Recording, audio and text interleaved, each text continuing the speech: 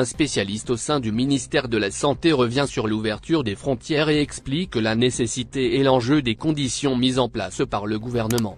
En effet, le professeur Mohamed Belhossine, qui est président de la cellule opérationnelle chargée d'investigation et de suivi des enquêtes épidémiologiques au niveau du ministère de la Santé, s'est exprimé au sujet des conditions mises en place par le gouvernement lors de l'ouverture des frontières en Algérie.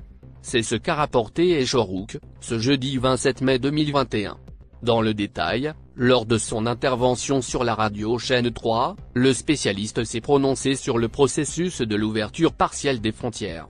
Il a indiqué que les restrictions imposées aux voyageurs qui désirent rejoindre l'Algérie ne sont pas aussi strictes que celles fixées dans d'autres pays.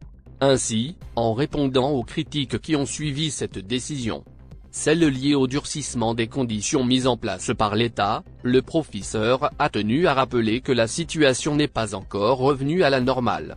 D'autant plus que des circonstances exceptionnelles nécessitent des mesures exceptionnelles. Ouverture des frontières en Algérie, des restrictions d'entrée pour préserver l'intérêt général. En outre, le membre du ministère de la Santé a précisé que de nombreux autres pays ont déjà eu recours à des restrictions d'entrée parfois plus contraignantes. Il a notamment indiqué que même si elles peuvent paraître gênantes, et ce, aux yeux de certains, sauf qu'elles représentent la seule solution. D'autant plus qu'il faut suivre le protocole sanitaire mis en place à la lettre pour pouvoir se déplacer en cas de nécessité, mais aussi se protéger et préserver l'intérêt public. Il a notamment rappelé que parmi 222 pays dans le monde, seulement 6 ont opté pour une ouverture totale de leurs frontières. Cependant, 106 autres pays ont procédé à une ouverture partielle sous certaines réserves, tandis que 110 pays ont maintenu leurs frontières fermées à ce jour.